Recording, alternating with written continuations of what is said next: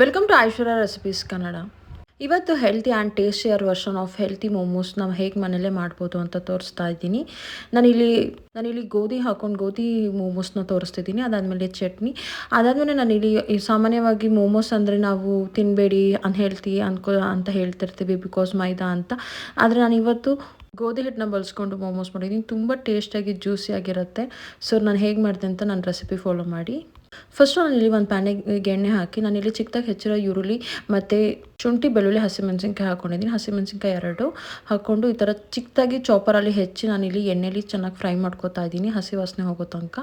ಅದಾದಮೇಲೆ ನಾನಿಲ್ಲಿ ಚಾಪರಲ್ಲಿ ಹೆಚ್ಚಿರೋಂತಹ ಕೋಸು ಹಾಕೋತಾ ಇದ್ದೀನಿ. ನಮ್ಮಲ್ಲಿ ಚಾಪರ್ ಇಲ್ಲ ಅಂದರೆ ನೀವು ಬೇಕಂದರೆ ಕೋಸನ್ನ ತುರಿದು ಮಾಡ್ಬೋದು. ಇಲ್ಲಾಂದರೆ ನೀವು ಮಿಕ್ಸರಲ್ಲಿ ಚಿಕ್ಕ ಚಿಕ್ಕ ಪೀಸ್ ಮಾಡಿ ಆನ್ ಆ್ಯಂಡ್ ಆಫ್ ಮಾಡಿನೂ ಈ ಥರ ಕಟ್ ಮಾಡ್ಕೋಬೋದು. ಬಟ್ ಈ ಥರ ಚಿಕ್ಕದಾಗಿ ಹೆಚ್ಚಿ ಕಟ್ ಮಾಡಿರೋದನ್ನ ಪಲ್ಯ ಮಾಡಿಕೊಂಡ್ರೆ ಚೆನ್ನಾಗೂ ಇರುತ್ತೆ ಮತ್ತು ಮೋಮೋಸ್ ಮಾಡೋದಕ್ಕೂ ತುಂಬ ಚೆನ್ನಾಗಿರುತ್ತೆ. ಫಿಲ್ಲಿಂಗ್ಸ್ ಮಾಡೋವಾಗ ಯಾವುದೇ ರೀತಿ ಒಡಿಯಲ್ಲ ಮತ್ತು ಪಲ್ಯನೂ ಟೇಸ್ಟಿಯಾಗಿರುತ್ತೆ. ಸೊ ನಾನಿಲ್ಲಿ ಕೋಸನ್ನ ಈ ಥರ ಹಾಕ್ಕೊಂಡು ಚೆನ್ನಾಗಿ ಫ್ರೈ ಮಾಡ್ಕೊತಾ ಇದ್ದೀನಿ. ಇದ್ರ ಜೊತೆಗೆ ಬೇರೆ ಬೇರೆ ತರಕಾರಿನೂ ಹಾಕೋಬೋದು. ನಾನಿಲ್ಲಿ ಬರೀ ಕೋಸು ಮತ್ತು ಕ್ಯಾರೆಟ್ ಹಾಕ್ಕೊಂಡು ಮಾಡ್ತಾಯಿದ್ದೀನಿ. ಬೇಕಂದರೆ ನೀವು ಪನ್ನೀರ್ ಇಷ್ಟಪಡೋರಾದರೆ ಪನ್ನೀರು ಮಾಡ್ಕೋಬೋದು.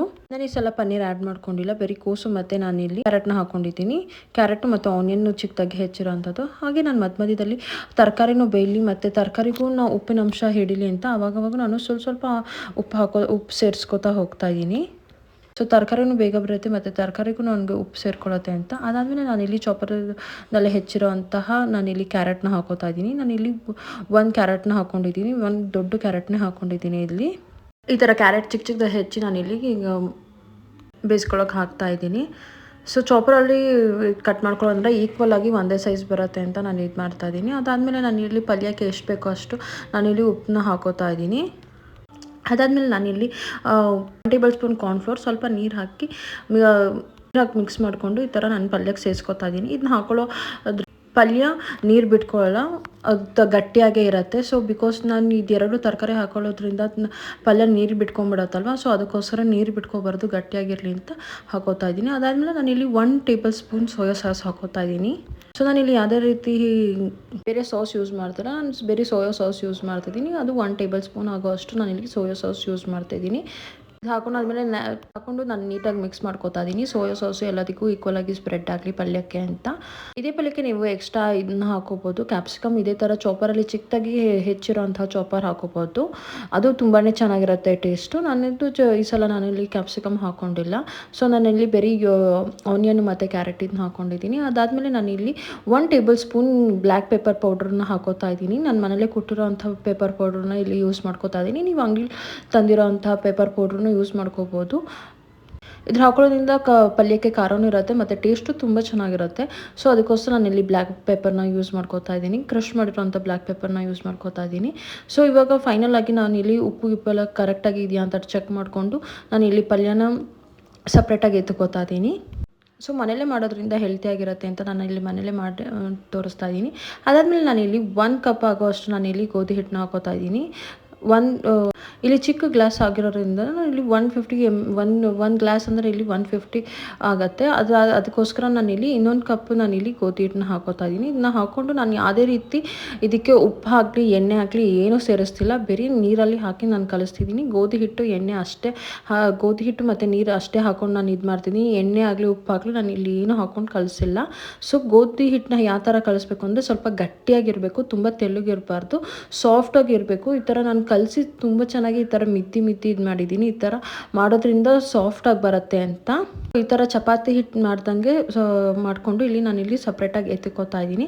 ಅದಾದಮೇಲೆ ಮೋಮೋಸ್ಗೆ ಚಟ್ನಿಗೋಸ್ಕರ ನಾನಿಲ್ಲಿ 3 ಹೆಚ್ಚಿರೋಂತಹ ಟೊಮೊಟೊ ಹಾಕೋತಾ ಇದ್ದೀನಿ. 3 ಹೆಚ್ಚಿರೋಂಥ ಟೊಮೊಟೊ ಮತ್ತು 4ರಿಂದ 5 ನಾನಿಲ್ಲಿ ಬ್ಯಾಡಗೆ ಮೆಣಸಿನ್ಕಾಯಿ ಹಾಕ್ಕೊಂಡು ಸ್ವಲ್ಪನೇ ನೀರು ಹಾಕೋತಾ ಇದ್ದೀನಿ. ಯಾಕಂದರೆ ತುಂಬ ನೀರು ಹಾಕ್ಕೊಂಡ್ರೆ ನೀರು ಕುದಿಯೋ ತನಕ ನಾವು ವೇಟ್ ಮಾಡಬೇಕಾಗತ್ತೆ. ಸೊ ಅದಕ್ಕೋಸ್ಕರ ಅದಾದಮೇಲೆ ಬೇಯಲಿ, ಟೊಮೊಟೊ ಎಲ್ಲ ಈಕ್ವಲಾಗಿ ಚೆನ್ನಾಗಿ ಬೇಯಲಿ ಅಂತ ನಾನು ಸ್ವಲ್ಪ ಉಪ್ಪನ್ನ ಸೇರಿಸ್ಕೊಂಡು ನಾನಿಲ್ಲಿ ಬೇಕಿಕ್ತಿದ್ದೀನಿ.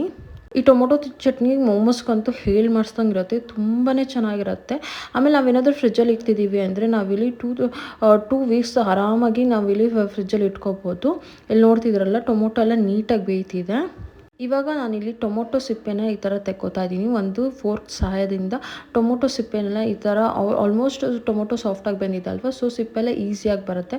ಸೊ ನಾನು ಎಲ್ಲದ್ರದ್ದು ಸಿಪ್ಪೆ ಈ ಥರ ತೆಗೆದಿಟ್ಕೋತಾ ಇದ್ದೀನಿ. ಸೇಮ್ ಇಲ್ಲೂ ಅಷ್ಟೇ ಟೊಮೊಟೊ ಚಟ್ನಿ ನೀರಿನಂಗೆ ಬರಬಾರ್ದು ಅಂತ ನಾನಿಲ್ಲಿ 1 ಟೇಬಲ್ ಸ್ಪೂನ್ ಕಾರ್ನ್ಫ್ಲೋರ್ ಮತ್ತು ಸ್ವಲ್ಪ 2 ಟೇಬಲ್ ಸ್ಪೂನ್ ನಾನು ನೀರು ಹಾಕಿ ಈ ಥರ ಕಲಿಸ್ಕೊಂಡು ಕಾರ್ನ್ಫ್ಲೋರ್ ಚಟ್ನಿ ಇದು ಟೊಮೊಟೊ ಚಟ್ನಿಗೆ ಕಾರ್ನ್ಫ್ಲೋರ್ನ ಸರಿ ಥರ ಮಾಡಿಕೊಂಡು ಹಾಕೋತಾ ಇದ್ದೀನಿ. ಸೊ ಈ ಥರ ಹಾಕೊಳ್ಳೋದ್ರಿಂದ ಟೊಮೊಟೊ ಚಟ್ನಿ ಗಟ್ಟಿಯಾಗಿ ಬರುತ್ತೆ. ಸೊ ಆ ಕಾರಣಕ್ಕೋಸ್ಕರ ನಾನು ಈ ಟಿಪ್ನ ಯೂಸ್ ಮಾಡ್ತಾ ಇದ್ದೀನಿ.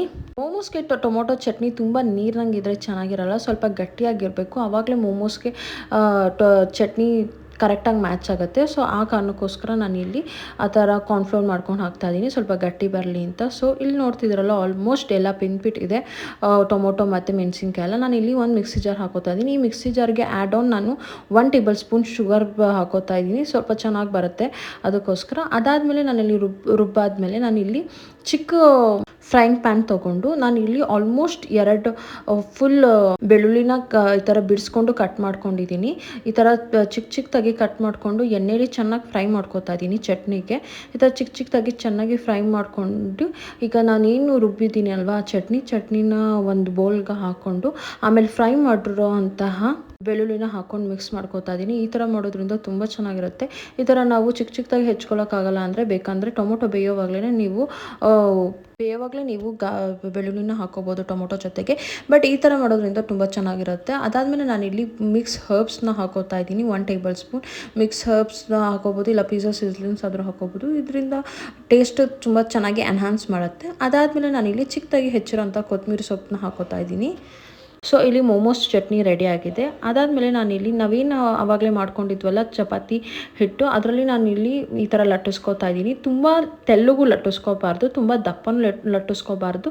ಸೊ ಈ ಥರ ಮೀಡಿಯಮ್ ಆಗಿ ಲಟ್ಟಿಸ್ಕೋತಾ ಇದ್ದೀನಿ. ತುಂಬ ತೆಳ್ಳಗೆ ಲಟ್ಟಿಸ್ಕೊಂಡ್ರೆ ಅಲ್ಲೇ ನಾವೇನು ಹಬೆಯಲ್ಲಿ ಬೇಯಕ್ಕಿರ್ತೀವೋ ಆವಾಗಲೇ ಅದು ಅಂಟ್ಕೊಳ್ಳೋ ಚಾನ್ಸಸ್ ಇರುತ್ತೆ. ತುಂಬ ದಪ್ಪ ಬೇಯಿದ್ರೆ ಅದು ಸರಿಯಾಗಿ ಬೇಯಲ್ಲ. ಸೊ ಅದಕ್ಕೆ ನಾನು ಇಲ್ಲಿ ನೋಡ್ತಿದ್ರಲ್ಲ ಮೀಡಿಯಮ್ ಸೈಜಲ್ಲಿ ಈ ಥರ ಹರ್ಕೋತಾ ಇದ್ದೀನಿ.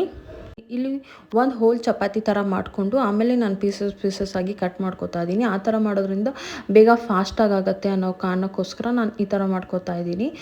ಸೊ ಇಲ್ಲಿ ನೋಡ್ತಿದ್ರಲ್ಲ ನಾನು ಈಕ್ವಲ್ ಆಗಿ ಒಂದು ದೊಡ್ಡ ಚಪಾತಿ ಥರ ಮಾಡ್ತಿರಲ್ಲ ಆ ಥರ ನಾನಿಲ್ಲಿ ಲಟ್ಟಿಸ್ಕೋತಾ ಇದ್ದೀನಿ.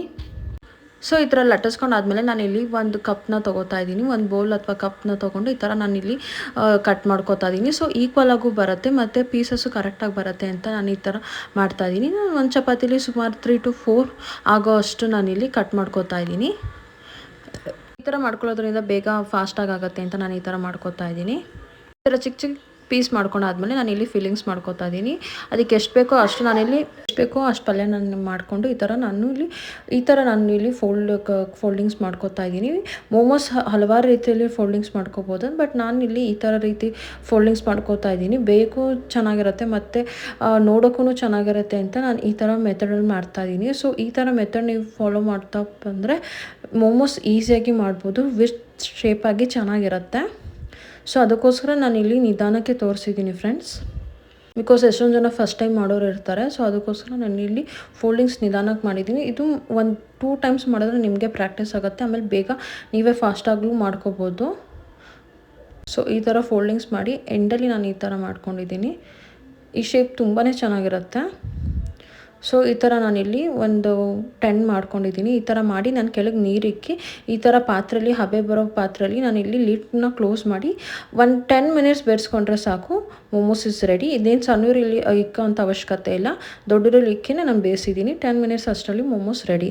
ಇದಕ್ಕೆ ನಾನಿಲ್ಲಿ ಗಾರ್ನಿಷ್ಗೆ ನಾನಿಲ್ಲಿ ಕೊತ್ತಂಬರಿ ಸೊಪ್ಪು ಮತ್ತು ಚಿಲ್ಲಿ ಫ್ಲೇಕ್ಸ್ ಮತ್ತು ಸ್ವಲ್ಪ ಚಿಲ್ಲಿ ಪೌಡ್ರನ್ನ ಹಾಕಿ ಈ ಥರ ನಾನಿಲ್ಲಿ ಗಾರ್ನಿಷ್ ಮಾಡಿದ್ದೀನಿ. ಈ ರೆಸಿಪಿ ಖಂಡಿತ ಮನೇಲಿ ಟ್ರೈ ಮಾಡಿ, ತುಂಬಾ ಚೆನ್ನಾಗಿರುತ್ತೆ, ತುಂಬ ಜ್ಯೂಸಿಯಾಗಿ ಚೆನ್ನಾಗಿರುತ್ತೆ. ಇದು ನಿಮಗೆ ಗೋಧಿ ಹಿಟ್ಟಲ್ಲಿ ಮಾಡಿರೋದು ಅಂತ ಗೊತ್ತೇ ಆಗಲ್ಲ, ಅಷ್ಟು ಚೆನ್ನಾಗಿರುತ್ತೆ. ಚಟ್ನಿ ಜೊತೆಗೆ ಹಾಕಿ ಸರ್ವ್ ಮಾಡಿದ್ರೆ, ಪಿಜ್ಜಾ ಚಟ್ನಿ ಜೊತೆಗೆ ತಿಂತಿದ್ರೆ ತುಂಬ ಚೆನ್ನಾಗಿರುತ್ತೆ ಈ ಮೋಮೋಸು. ಸೇಮ್ ಸ್ಟ್ರೀಟ್ ಸ್ಟೈಲಲ್ಲಿ ಮೋಮೋಸ್ ಮನೇಲಿ ಮಾಡ್ಕೋಬೋದು ನೀವು ಈ ಥರ ಮಾಡಿದ್ರೆ.